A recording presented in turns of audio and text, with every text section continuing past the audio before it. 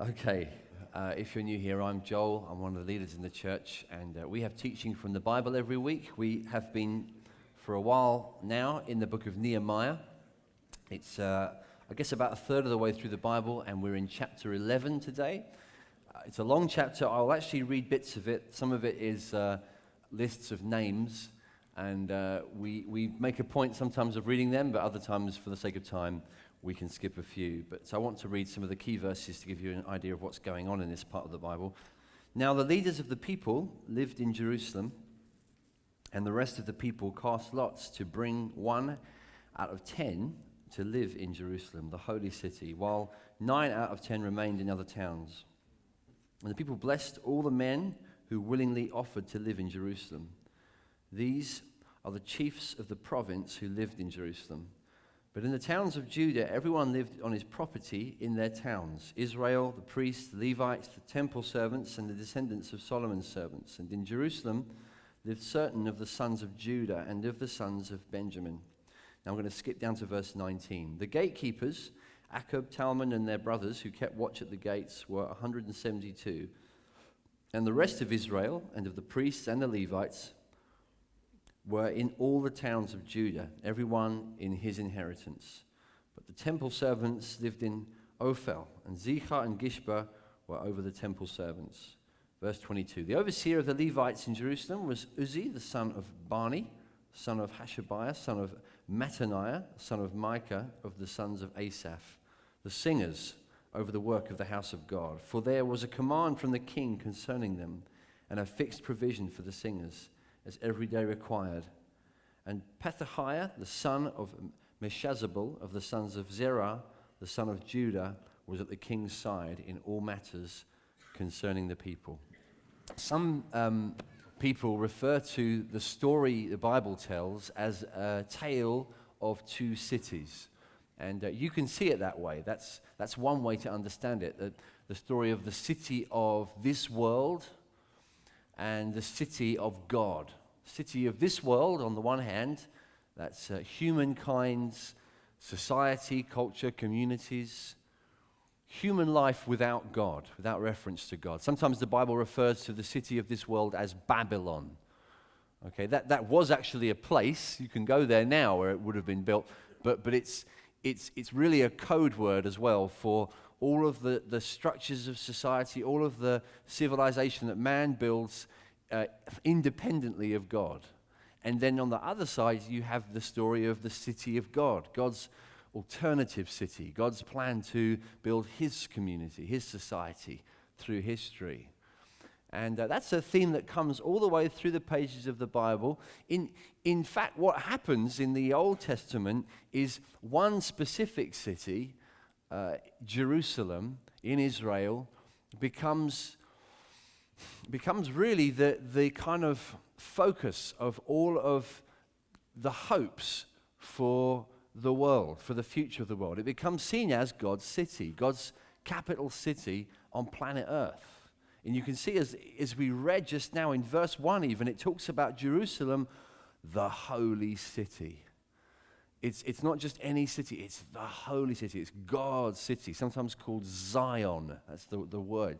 God's city, God's dwelling place, God's amazing place. It's amazing because it's where God has decided to identify himself with. It says it's a city for my name.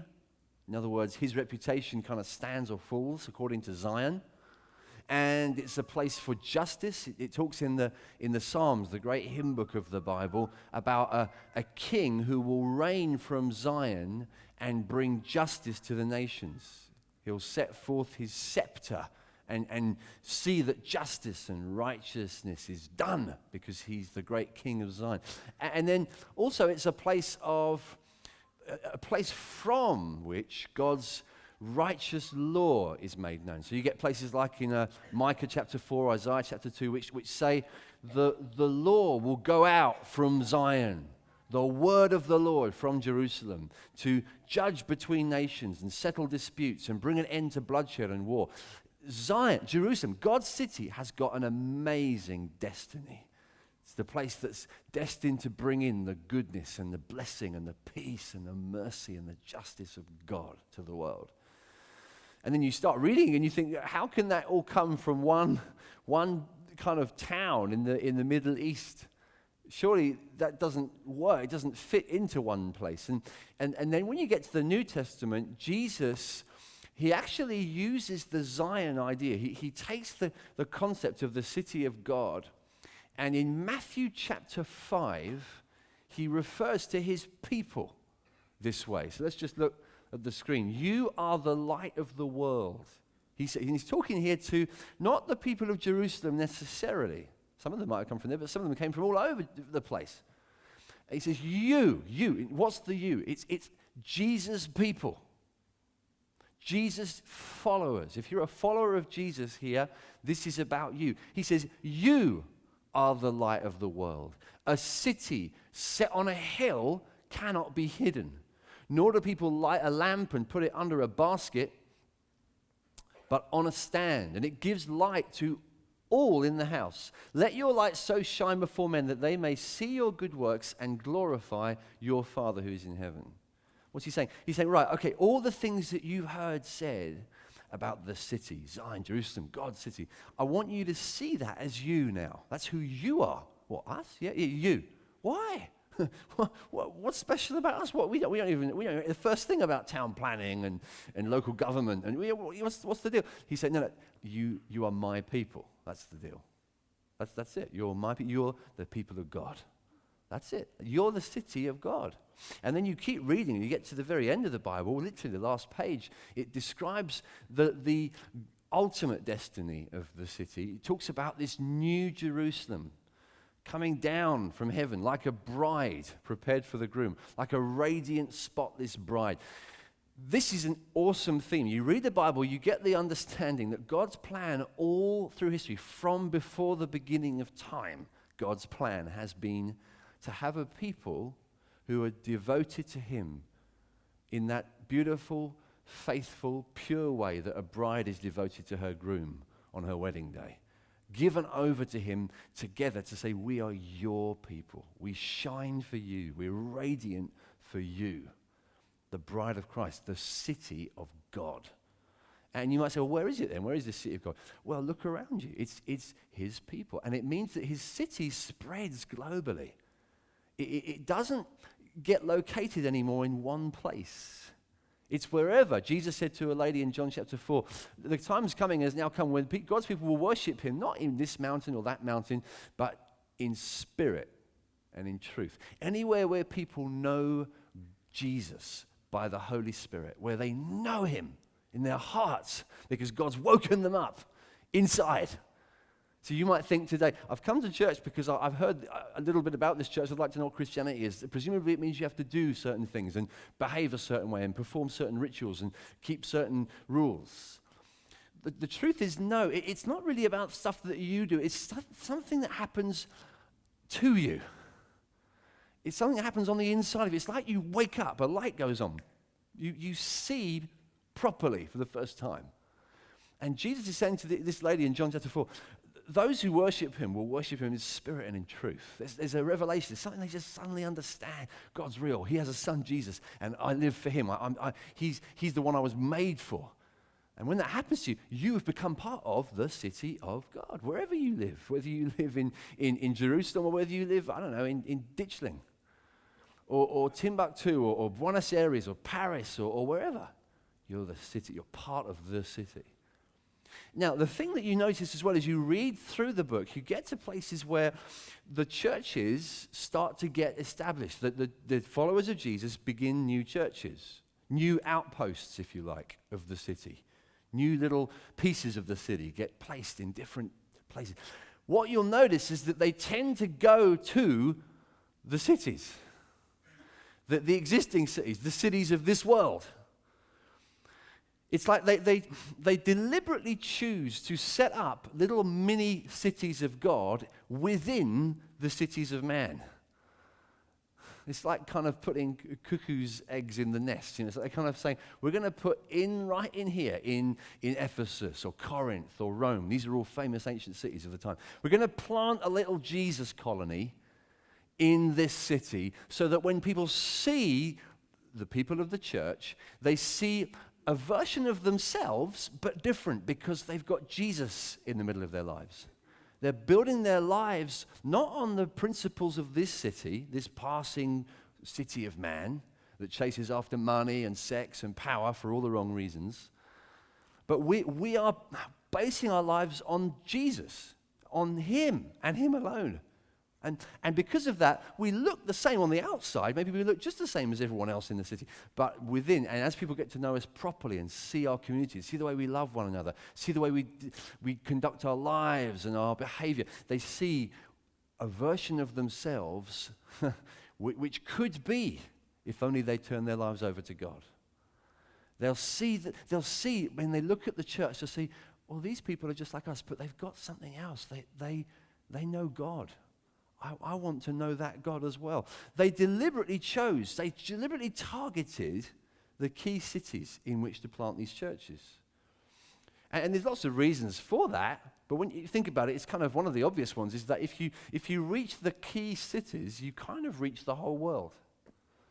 And that's still basically the case. There are certain cities that have influence. They're like amplifiers for the message of the gospel. If you plug Jesus into some cities, it goes out. It makes a bigger noise. That's not saying that Jesus doesn't care about the rural areas as well, but if you put a church in the middle of a city like Brighton, chances are it will get known about. The gospel of Jesus will spread out. It will fan out from there. And that's why, for example, we've deliberately said to ourselves and in our hearts and prayed about putting churches in Berlin, for example. So this city here, one of my favorite places in the world now, having been there a few times, we have two very small little Jesus colonies in Berlin. Two that are saying to us, we're looking to your oversight. We're busy trying to get these two church plants growing in that mighty city, many millions. But I tell you, Berlin is one of the most incredible places in the world, one of the most important cities in the Northern Hemisphere. It is a privilege to have people right there building Jesus community in the heart of that buzzing city, that pumping, thriving place.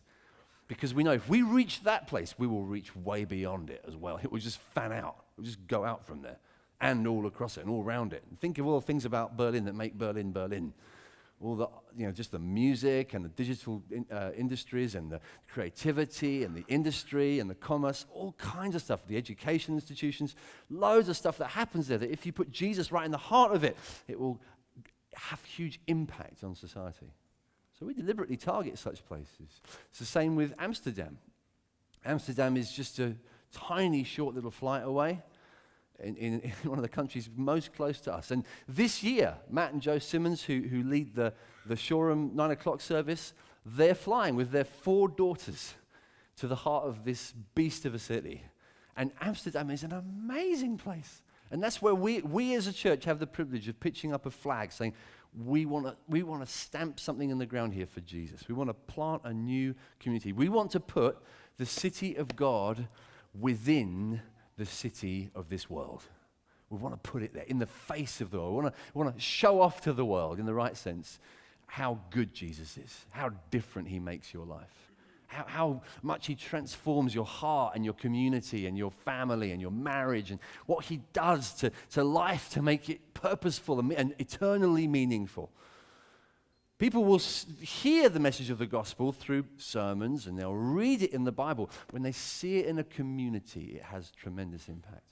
So we plant churches in these vital places deliberately. Here's the thing to watch out for, and you need to hear this. Everybody, right? You're watching this on the video in Villas or Shoreham or the racecourse or listening to me here. There's a massive danger right now while I'm saying all this, because what you could do is think, okay, therefore I get what you're saying, I get what you're saying.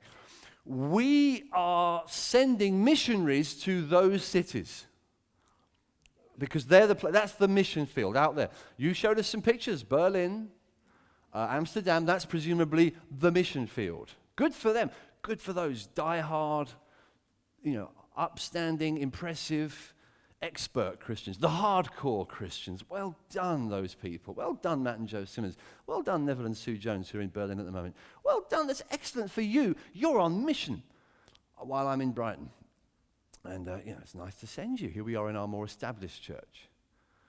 I just want to help you by killing that idea. by running it through with a big blade. It's wrong. Because listen, you've got to hear me. You are on mission in this city of Brighton just as much as they are. Just as much as anyone in the world is. We do have this tendency to separate certain Christians because of certain trappings. In recent generations, it has been missionaries. These are the hardcore Christians. They go off to deep, dark countries to tell people about Jesus and hopefully not get eaten. That's a real Christian. Wow, hardcore Christians, they're missionaries. A few generations before that, it was the monks. Monks were the real, we're all kind of Christians, but I'm not a monk. I mean, monks are amazing. Monks are flipping rocket. They don't even get married. They're not allowed to. Nuns and monks not allowed to get married. Imagine that. That's hardcore. They eat vegetables all the time. They do weird things with their hair and wear brown all the time. That is hardcore Christianity. And I'm just a plumber or a builder or a farmer or a full-time mum. I'm not a Christian in the hardcore sense. I'm a kind of primary school Christian. They're like PhD. And you can get into this weird stratification that is completely not biblical. It's not even, it doesn't get near. Now you can see it a little bit in this passage I read, but listen, friends, this isn't the community Jesus. You see here, they draw lots. And every 10th guy has to go into the city of Jerusalem to help start the new community. It's like every 10th guy, okay. That's the specialist thing, creeping into this community here in Nehemiah. But listen, Jesus, when he spoke to his city, did you notice when he's speaking to thousands of people on the Sermon on the Mount, Matthew chapter 5, did you notice he's talking to them all? He says, you are the light of the world. Let your light shine before men. He doesn't say, disciples, Peter, Matthew, Andrew, James, Simon the Zealot, Thaddeus, Judas, not so sure, but Philip, Thomas, all these others. You are the light of the world. I don't know who the other plebs are, but you are the light of the world. Jesus says it to everyone, all the people who love him. You are the light of the world. You are the city set on a hill. Let your light shine before men. If you're a Christian, you're a missionary. If you met Jesus, you met a missionary. And when you meet Jesus, he's got a one-track mind. He recruits you and says, great, I'm so glad to have rescued you. Now I want you to help me rescue some others. The Father sent me, I'm sending you. We're going on mission, me and you. That's what Jesus says. That's his plan for your life, his wonderful plan for your life. You thought his plan for your life was 100 grand salary and a big car and a smoking wife. Jesus' plan for your wife is mission. That's his plan. And you think, well, I'm not going to Berlin. Maybe not. But you're going to work tomorrow. You're going to university tomorrow. You're going to the office tomorrow. You're going into your family. You're going into your halls of residence. You're going to your flat that you share with other people.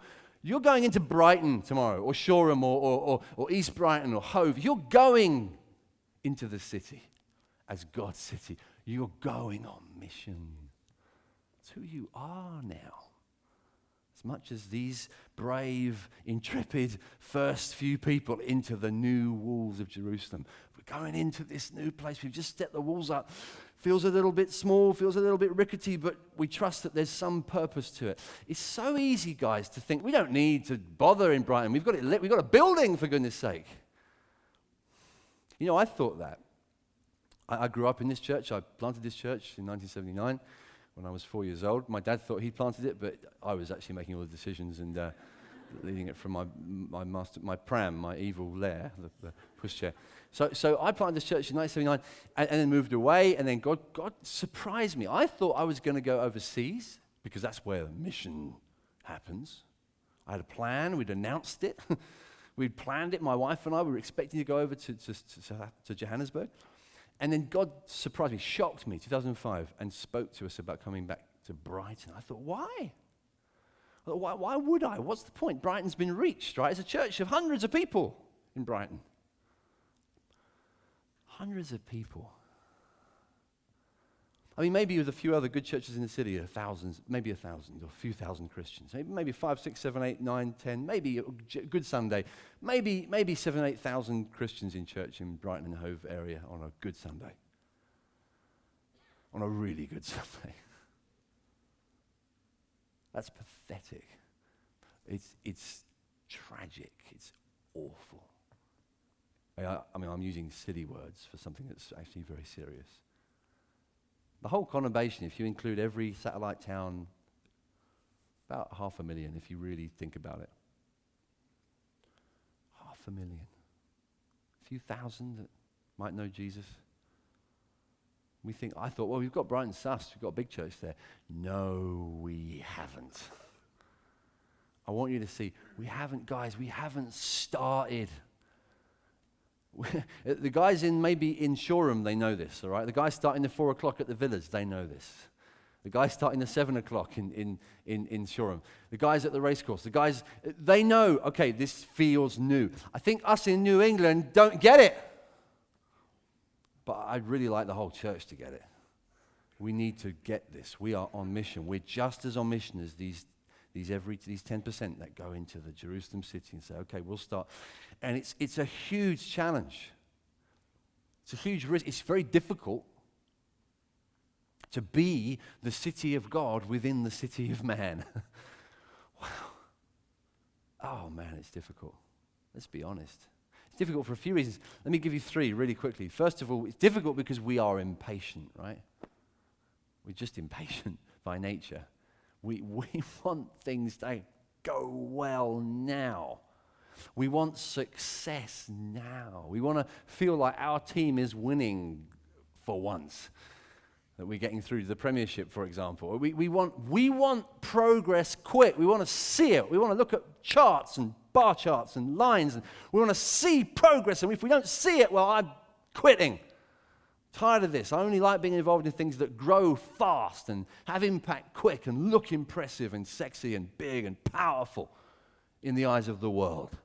That's what we want, isn't it? And then we rock up to a meeting and half the people haven't turned up. And the ones that have turned up are the wrong ones. And the room is messy and the chairs aren't set out properly and the screen doesn't work and the guitar strings snap and you think, what is this about? What is this stupid church for? I'm going to go and watch TV. What are we doing in this situation? Because we want instant results that make us feel gratified and important and impressive. And these guys, they're just turning up in this ghost town, Jerusalem. There's no one really been living there. It hasn't looked good for a long time. Got overran by the Babylonians, got smashed to bits. They're brave. They're brave. So we're going to start again. Just the first few people. They must have had in their heart this deep confidence. It's going to be great. It's going to be great. It's going to be great. Maybe not quickly. Maybe not even in our lifetimes. But it's going to be great. I mean, this church started with about 40 people. As I said when I started it. It's just a few families, just a few crazy families saying, let's start a church, let's build, let's commit to each other, let's go for it. And now, maybe on a good Sunday, 1,300 people. And you think about Berlin, you guys think about Shoreham, you think about the villas, you think about the race course, you think, it just feels small, it feels small, it feels small. It feels like we're starting. It feels small at New England, I'll be honest with you. Quite often on a Sunday I'm thinking, okay, we need to fatten things up here. We've sent a lot of people out, we need to grow again. And it can be tempting to get very impatient. I feel this. I kind of hope you do as well, otherwise I worry about you. But we have to learn how to process our impatience. Understand that you can be about a very great work, even if it feels small at the start. You know, the Pilgrim Fathers who sailed over to America from Plymouth in the 1620s. It's only about 100 people, 120 adults. And they were starting the nation that's now 300 million, considered the great nation of America. They were just starting it. Just something that looks so humble, so brave, intrepid, just a little community on a boat. That's how great things begin usually, by not looking great, but having a great, great vision. That's what these people are like here. That's what I want to be like. That's what you should be like. Otherwise, what are you living for anyway? What are you doing with your life if you're not giving it to something great? What a waste of your life. What a stupid waste of life. Build the church. Give yourself to the church. It's the only thing that will last forever on planet Earth. I know what to give my time to. I'm not an idiot. I used to be, but Jesus saved me. Don't waste your life. Build the church. So don't be impatient about it. And then the second problem we have is our insularity. You feel outnumbered. You feel like it's only us. We stand out a bit. We're a bit awkward. We follow Jesus. No one even believes in Jesus around here in Brighton. Jesus isn't like everyone's favorite homeboy. It's like Jesus is kind of awkward, embarrassing. You don't say his name at parties. It's just a little bit weird. And I love Jesus. And even that sounds a bit cheesy. I love Jesus. So what do I do? Maybe we just kind of just get into a huddle. We just stay with our own kind. We hang out with Christians all the time.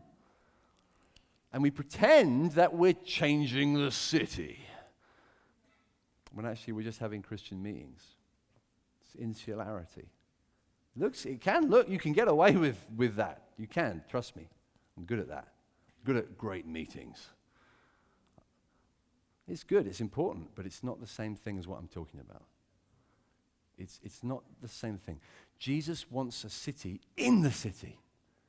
He doesn't want his people out of the world. He prayed in John 17, I do not want you, Father, to take them out of the world. I want them to be in the world. I want them to be in the world's face. I want the world to see me through them. How is that going to happen if they are in ghettos, in holy huddles, having amazing meetings that no non-Christians can come to? That no non-Christians would go near. How can it happen if they don't have any connections and friendships and ability to have any real social engagement with the world around them? Jesus wants people on mission. That means that we engage. We cannot do the insularity thing. It's tempting, but it's unacceptable. It's a huge, huge challenge for us to work through.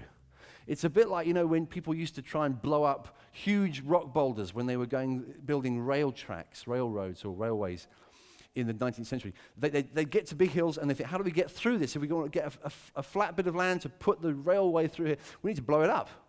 We need to stick some dynamite on it. And so with dynamite, what you do is you have a choice. You can either stick the dynamite on the edge of the boulder and blow it up, but what do you think happens then? Not much. Just shards of little bits of rock fly off, but the explosion hasn't moved the rock. It's just made a bit of noise. The alternative is you tunnel into the rock. You get into it. You stick the dynamite right in the heart of the rock, and then you detonate it from the outside, and the rock is blown away. That's what mission should be like. See, Christians, what we tend to do is one or the other. We have amazingly explosive Christianity, but we have it on the side of the rock. So nothing really changes. You have churches that look amazing, and Brighton stays the same. Or we say, no, we're going to tunnel in. We're going to get stuck right into the city. We're going to go right in, wade into culture, get to know people, get to know society. But what we can sometimes do when we do that is lose the dynamite. We tunnel in, but we don't explode. We don't shine. We're not different. And that's the third danger. If the second danger is insularity, the third danger is assimilation. Where we just assimilate. We just basically we just follow the world in its ways because we want the world to like us, to accept us. And we don't want to be any different. So we water down this book. We change the verses that we know that they won't like. Oh, they won't like it if we say that. They won't like it if we preach. They won't like it if we talk about sin and heaven and hell and the blood of Jesus and God being angry with sin and God having passionate concerns about how we use sexuality and what it's for and families and what they're for. And that's really, really awkward. So let's just pretend that isn't in the book. Let's not ever, let's never go near that. Let's never talk to anyone. Let's never challenge anyone. Let's never try and change anyone's life by the gospel. Let's basically water the message down. If we do that, we're assimilating. We kind of become the rock. We tunnel in and we become the rock. Jesus says, be in the world, but not of it. Be like aliens and strangers. Be different, though you're in it. In it, truly in it, connecting with it, answering its questions, speaking its language, knowing its ways, understanding the culture, understanding the city. We want to spend time knowing Brighton, knowing Berlin, knowing Amsterdam, wherever else Jesus sends us. We want to understand so we can talk to it. Jesus became a man, became flesh. God became the people he was called to reach. God, he decided to become a man so that he could reach men, so that he could find them and seek them and rescue them. We must become Brightonians, become Amsterdam and Berliners. We must learn to find our way into the world in order to offer them Christ, the sweetness of the gospel that they so desperately need. So we can't assimilate. And we mustn't disintegrate, which I would see as a sort of soft version of assimilation. That's when you don't necessarily remove the Bible. You still say, well, I love Jesus and I still love the Bible, but I won't go to church. I don't want to go to church because church has disappointed me. Church has let me down. Church has hurt me. I could tell you stories of how the church has done me bad. I love Jesus. I love him. I want to be a friend to non-Christians. I love sinners. I love Jesus. I want to be a missionary. I just don't want to do it with the church because the church sucks. Church annoys me. I tell you, there are probably as many people who would put themselves in that category on a Sunday in Brighton as there are people who are in church on a Sunday in Brighton. Thousands of people in this city, I reckon, who would say, yeah, I love Jesus. I just don't get the church. That's a huge thing. It's a major challenge, a major problem. What are we going to do about that? I mean, the real issue there is that we've kind of decided that because something has stopped meeting my personal needs, because something has the experience ran out, the feel, the vibe, just the sense of buzz that I had. You know, you can go into a church and feel the euphoria. You feel like this is pumping. These people are, I love being around these. And there are seasons, you can go through a season in church life where it feels like that, heavily like that. And if you join at one of those times especially, you're on a ride. It's very exciting. But the church is like all institutions, all organizations, like all families, frankly. I know families. You know, I grew up in a family of 5 kids. I now have a family of 5 kids. I know what families are like. They have ups and downs, seasons, dry times, exciting times, fast times, slow times. Times when you feel king of the world, when everybody likes you, everyone knows your name, all your friends sit in the same area every Sunday. You really know your small group. You're really tight with them. You feel accepted, encouraged, received when you do your thing, whether it's on a platform or in a living room or in the office or whatever, on the website. The thing you do, everyone stops and says, thanks so much for the thing you do. Love your gift. We love your style. We love your contribution. We really like you.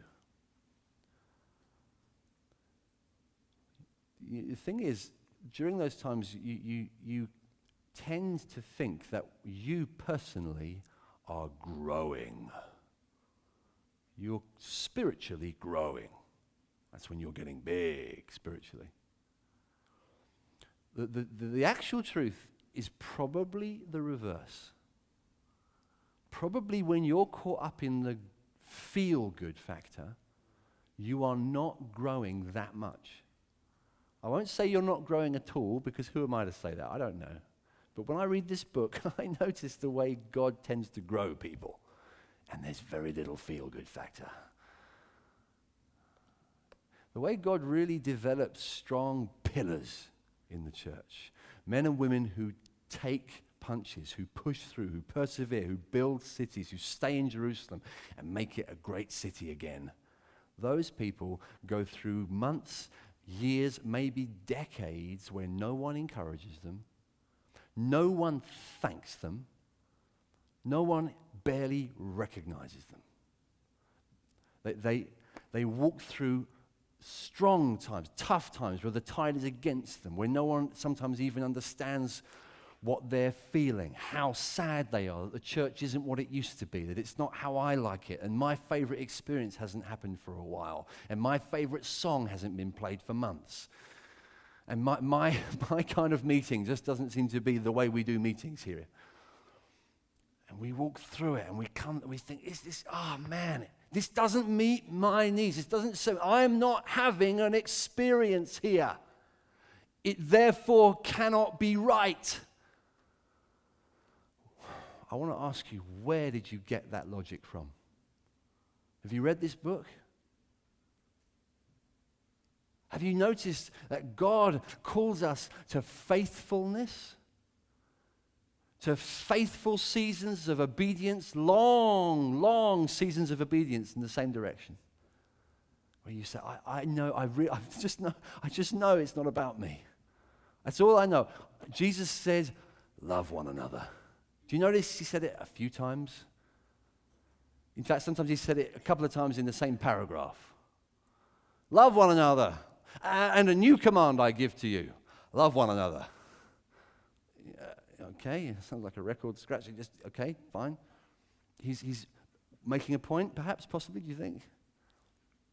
He's not saying love one another if the meetings suit you. Love one another if you feel like it. Love one another if you get a chance, if you're in the room when the decision is made, then you can love one another. If you got consulted on that change in strategy, then you can love one another. No, it just doesn't ever say it that way. It always just says love one another. I find this so hard. Do you? Be honest with you. Be honest with me. I find this really hard. I find it hard because I know what it's like to go through a season when you think the organization is yours. I'm not talking about this church. I'm talking about other things that I've been through in life. You think this is mine. I'm so at home. This is like family. And then you go through a time where you realize it just isn't yours. In fact, it never really was. You just had this illusion. It used to be yours. I joked about, when I started this church when I was in the pram. You can have this idea, can't you? This is all about me, really. When you notice, you begin to see that it's like people are carrying on as if I don't matter. They're not asking me, what is it? What about me? What about my preferences? I recently went through this in a big way on something, and a friend of mine I was on the phone with just recently was brave enough, wise enough, gracious enough to say to me, just be careful. You might be getting a bit bitter. Just remember, it's not about any of us, is it? Be patient. Be humble. I thank God for my friend. It wasn't pleasant at the time to hear it, but he was so right. Rescued me, I hope. I hope he has. I'm still praying about it. But I tell you, if you hang around church enough, you will go through that. I predict it because it's human. I don't have to be a prophet. You will go through it. You'll have to face it after it. Okay, it's not about me. I follow. I trust. I know that God wants me here. I'll be faithful. I'm building a great city. It's not about me. It's a glorious city. And I won't allow it to disintegrate because it didn't meet my needs for a stretch.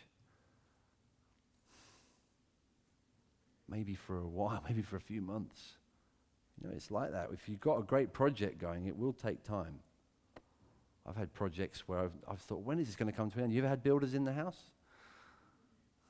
The idea of, okay, I know that you're building my kitchen, but where is the kitchen I'm supposed to use now?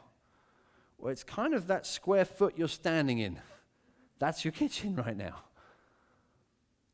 If you had a bathroom done. So where do I go? Find somewhere, because we're doing this right now. And you just have to go through the season. How long is it going to be like this? As long as it takes. As long as it takes. And God's much worse than builders are at giving an accurate date. Builders, they get it wrong, but at least they give you a date. God doesn't do that. He doesn't say, this trial will last 3 months. Never says that. He just says, trust me and be quiet. Am I not a good God? Don't you have good reason to trust me?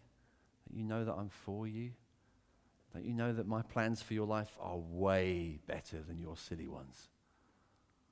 Way better than your dream of how the church is all about you. You have a God in heaven, a Father in heaven who's all about you.